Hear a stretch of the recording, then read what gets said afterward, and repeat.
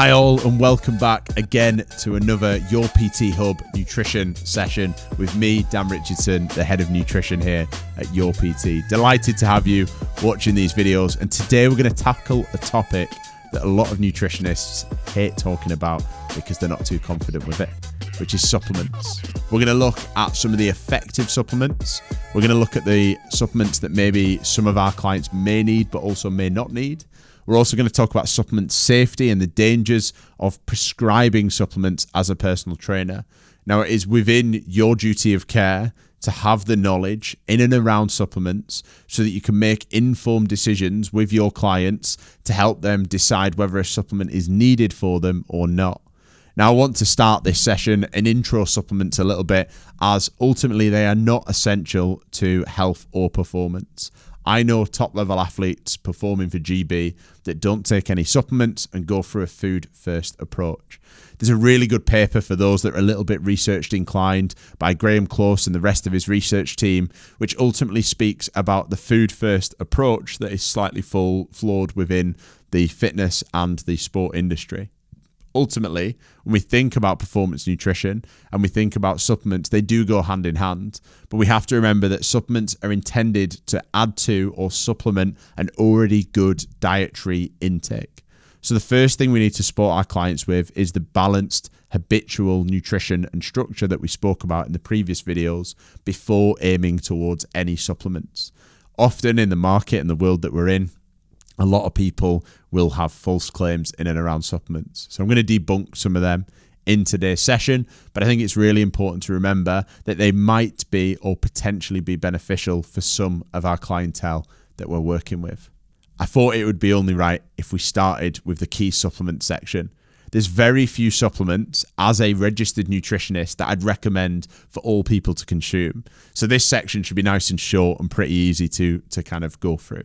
The first one is vitamin D, and if you've watched the podcast episode that me and James have done, you'll have heard me talk about vitamin D, how we can only get 20% of our total daily vitamin D for our foods that we eat, and the rest of it has to come through supplementation or sunlight.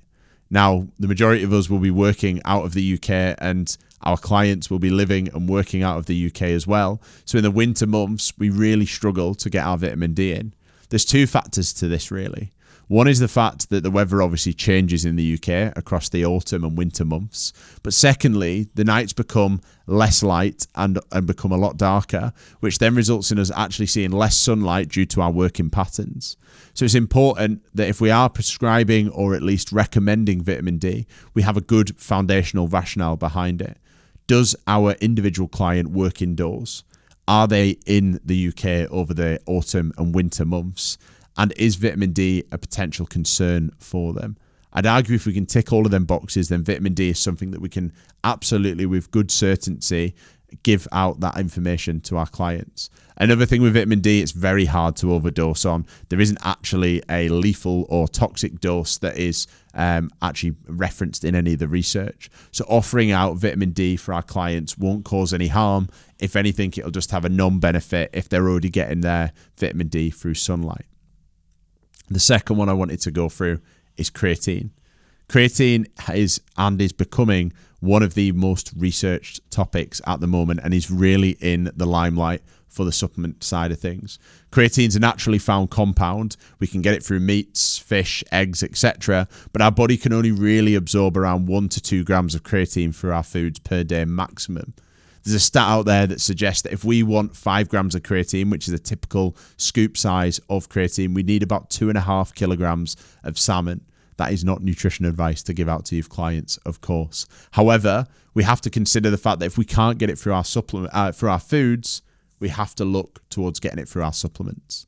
So that's where creatine has been found to have health-based benefits, cognitive benefits, and aging benefits alongside the typical strength and power side of things that we use it in professional athletes for.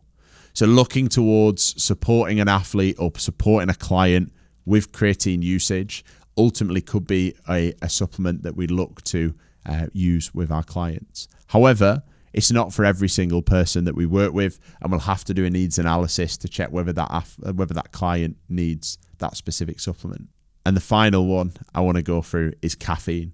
we're all a victim of an early morning coffee, but actually we can use caffeine to support our workouts in the gym and help our clients to achieve maximal results. Now, there's two sides to caffeine that I want to go through.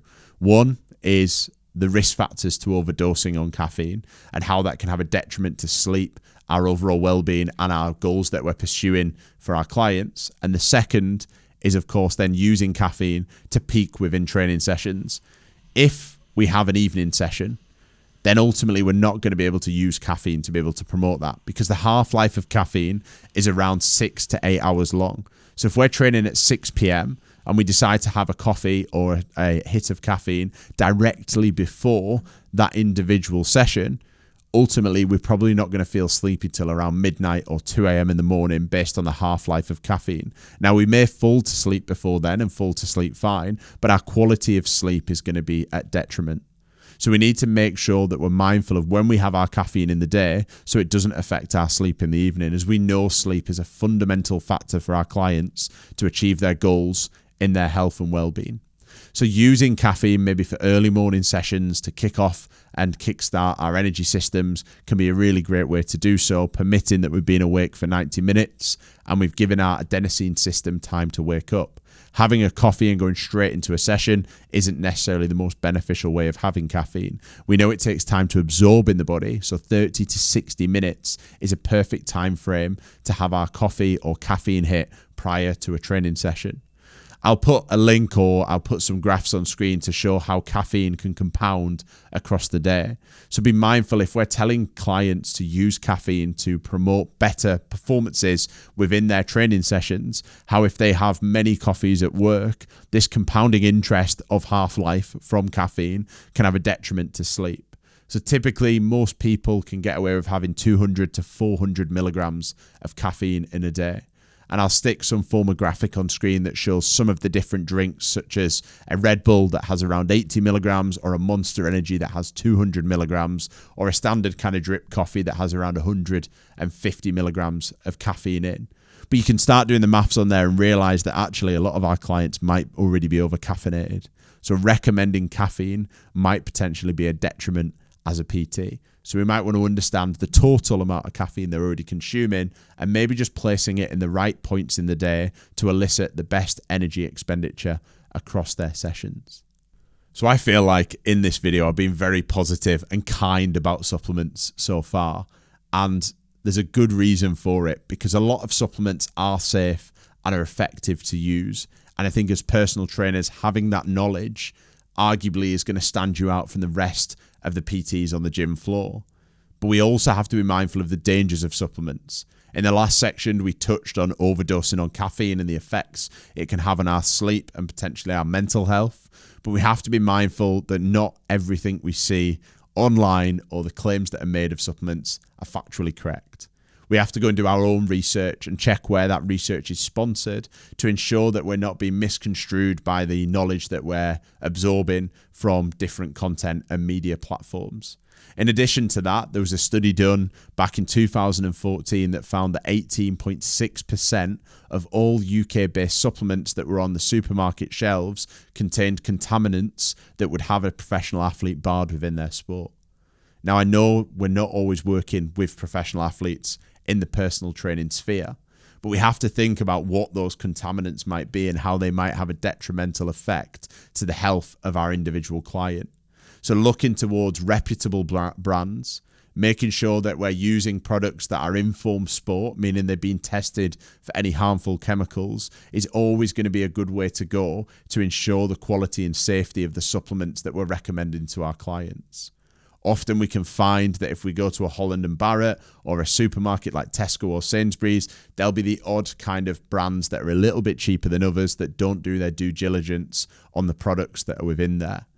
And I think my final part to talk about the dangers of supplements is ultimately going to be around that actually, yes, informed sport is a great way to test supplements and make sure that they're safe for use, but it doesn't test the amounts or the quantity of that ingredient in the supplement. A good example is the recent scandal with creatine. And I'm sure we can put some graphics on the screen that show that 10 different creatine companies were tested, and actually over half of them had less or more creatine in each gummy that was actually suggested on the packaging, meaning there was no quality control, but a lot of these companies were informed sport. Because remember, informed sport only tests for chemicals and harmful products within the individual supplement themselves. It doesn't test for the quantity of the products within each one. There was one very famous scandal that went on, and I'm sure we can put some bits in and around that, maybe blur out the name in case we need to, whereby actually the creatine gummies that they were selling contained zero creatine within the product. They were just super expensive sweets. So it's important that if we are suggesting supplements to our clients, remember, supplements are intended to ultimately just support our individual client from an already good nutritional plan or nutritional structure. Then we need to make sure that we're promoting reputable sources and we're not killing them to death with too many supplements, and make sure we have the knowledge that we need to be able to prescribe them. So we've spoke about supplements generally, and there's a few supplements that I guarantee some of you want me to mention in this session, because ultimately things like protein, BCAAs, iron supplementation, vitamin C and electrolytes come up in daily conversations with clients. I've seen it on the gym floor. Just to really rattle these off as quick fire to end today's session, protein is brilliant. It's a great kind of solution to be able to hit a protein marker that we might need post-training, as we said, 20 grams of protein plus 40 grams of carbs, or maybe day to day if we're trying to get a good high protein snack in. That can be very convenient, but they'll never replace protein that comes from food that has a lot more micronutrients built within it. So yes, prescribe protein to clients, support them with picking the right type of protein, but actually question them on whether they need that protein or whether ultimately they'll be able to get it through foods without adding an additional cost value to a supplement. Similarly, when we think of electrolytes, we think about having one of them daily to help with our hydration. If our client isn't actually sweating too much, then we don't need to replace the electrolytes that aren't lost. So if it's a fairly steady state session that we're doing with our client, we don't need to offer them electrolytes before the session or suggest an electrolyte in the morning. If they've got a laborsome job that ultimately results in a lot of sweating, and we find that maybe in gym sessions they're cramping a lot or they've got a lot of tiredness or fatigue, and we know their nutrition is tip top, then we might want to offer an electrolyte. A lot of athletes use electrolytes because they train vigorously every single day, so they need to replace the vitamins and minerals that are lost through sweating. And then when we talk about vitamins and minerals, we think of things like calcium, iron, vitamin C. I think they're on a needs analysis. Vitamin C is great for immune function, but we can get that through citrus foods. And we know in the research, a vitamin C tablet is nowhere near as effective of getting it through our foods to support our immune function. I spoke about vitamin D earlier and mentioned there wasn't really a toxic dose to vitamin D, but vitamin C can actually cause a lot of illness if we have too much of it. So as a personal trainer, I'd recommend avoiding prescribing or kind of, I suppose, suggesting vitamin C to our clients, because it can actually end up becoming a big detriment to their performance. It can cause nausea, sickness, tiredness and fatigue, and have the reverse effect of what we're looking towards. Instead, promote it through foods. Similarly with iron, unless we have a pathology blood report in front of us read by a trained professional, it's very hard to prescribe iron as a supplement that's required, because we need to understand where the iron levels are of that individual client before we start suggesting specific iron supplementation. My port of call with anybody that I work with that has low iron is to try and increase it through foods initially, and then seek help of a specialist to help prescribe iron-based tablets or supplements. And the final one I wanted to touch on was BCAAs, so branched chain amino acids. Now, arguably, they are important because we need the essential amino acids or the branched chain amino acids, as they're the building blocks of protein that helps our body recover and rebuild. But actually, if we're hitting our total daily protein intake per day and we're getting it equally split across our snacks and meals, we're effectively just wasting a product that we don't actually need. Plus, if we're then adding a protein shake on top of that, BCAAs won't necessarily add any benefit. I've got a really good meme that I found online a long time ago that I'll stick on screen of a water polo player, which says something along the lines of, when you consume 200 grams of protein in a day and still drink BCAAs, he's in a pool of water pouring a bottle of water over his head. And actually that's kind of the definition I have for people that take BCAAs and still have a high protein intake regardless. So that's effectively been a very, very quick breakdown on supplements. And I could go on for hours about different supplements and different areas of supplements. And I think it's important that we've covered some of the key areas of supplementation. The takeaway message is that supplements are there and designed and intended to supplement an already good nutrition structure or plan. We don't want to swap them out for foods. And remember, we want to go for food first, but in some cases, such as vitamin D and creatine, not food only. However, in the other cases, we certainly want to look through foods first. Thanks for joining me on this video, and I look forward to seeing you in the next one.